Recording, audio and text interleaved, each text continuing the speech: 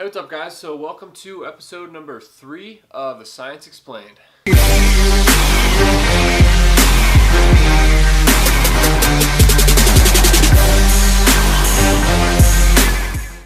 So in today's episode, I'm going to go over the 30-minute post-workout anabolic window of opportunity.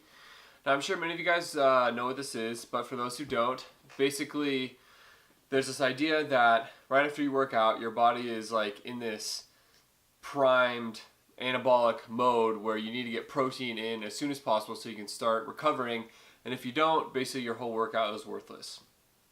Now, when it comes to this topic, it seems like the majority of people are either on one side or the other, right? Either someone will say, yes, it does matter, you do need protein post-workout, or someone will say, no, it doesn't matter, you can have protein whenever. Now, to these people, I would say that they haven't really looked at all of the research, because when you do, you'd know that all the data out there is really varied, it's very inconsistent, it's really contradictory, and at this point, I mean, there's tons of studies looking at the effects of taking protein post-workout versus not post-workout, and, because it's a really interesting topic, it's very controversial.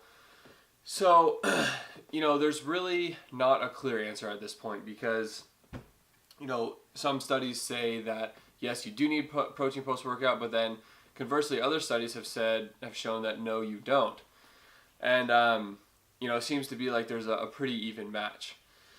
So there's also kind of a lot of limitations with many of these studies, because a lot of them are more short term. So they're looking at muscle protein synthesis rates just from the individual workout sessions, and not really muscle growth over time, over like a few weeks or months.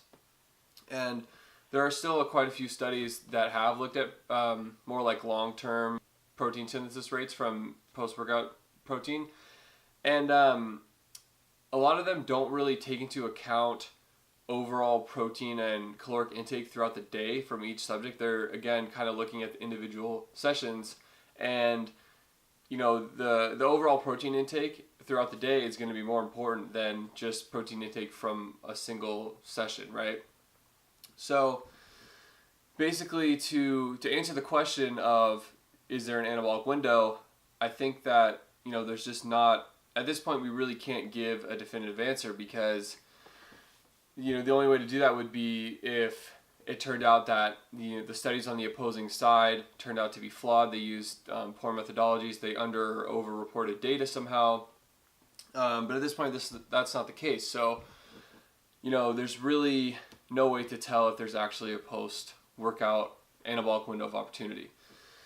Now, I think just from a practical standpoint, I think that it would be best to take protein post-workout, just because there's no reason, or there's no evidence showing that that's like a bad idea. There's something bad about doing that. So I think just in the off chance that it is more effective, I think you should anyways. Now, so let's get away from post-workout protein for a second. And I want to talk about pre-workout protein. So I would actually say that having protein or amino acids before you work out is actually going to be better than having it post-workout. And the reason for this is there's a lot of research that has looked at taking protein or amino acids pre-workout, and they've actually produced some pretty interesting results. So for example, there was one study that took subjects and gave them 6 grams of essential amino acids immediately before their workout. And what they found was that this elevated blood amino acid levels over like 130% compared to normal values. And another study gave subjects, I believe it was 20 grams of whey protein immediately before their workout, and this increased muscular uptake of amino acids by like over 4 times higher than resting values. And the thing about these studies is that these increases in amino acid concentrations remained elevated 2 to 3 hours after your workout. So I think a lot of people don't really take into consideration the time that it takes for your body to digest and absorb amino acids, and the time it takes from taking in those amino acid proteins, and the time it takes for your body to actually be able to utilize them. So with that considered, it would make sense to take amino acids or protein right before you work out, so that as soon as your body is done, or as soon as your workout is over, you already have those aminos and proteins ready to be used, right? Because when you work out, that's like a stressful situation for your body, right? It's a catabolic state where your body's breaking down muscle tissue, and in this situation, your body doesn't want to waste energy on other processes that are unnecessary, right? So when your body's in a stressful state, in this case during a workout, your body's not going to waste energy, building muscle. So that's why once the workout is over, then your body goes from this catabolic state into an anabolic state. And like I said, it makes sense to have those amino acids ready to go.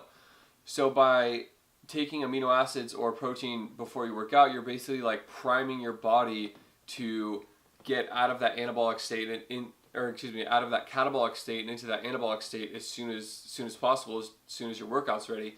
Whereas if you have protein post-workout, it's still going to take time for your body to digest it and absorb before it can actually be utilized. So I drink a protein called Pepto Pro. It's a hydrolyzed casein protein. It's really expensive. I'm not really too confident in saying that it's like way more effective than regular whey, so I'm not gonna recommend that you guys use it.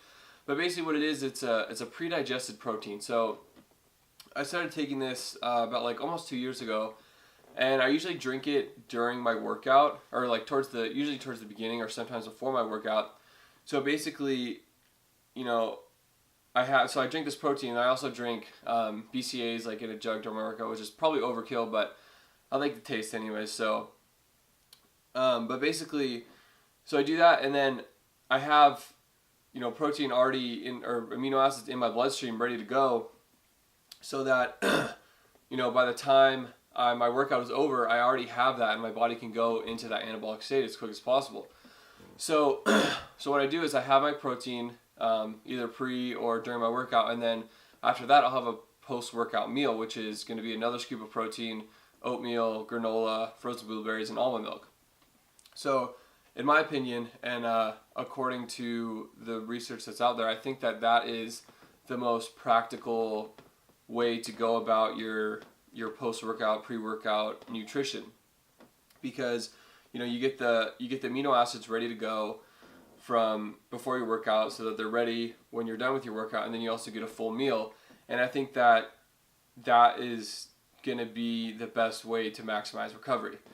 Now, as far as like having protein during your work, or like, is it necessary?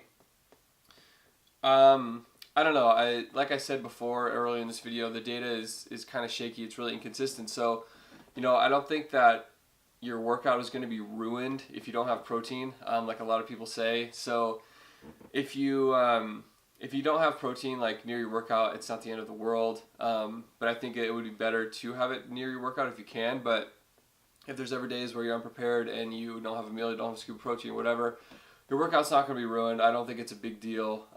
It's nothing to worry about.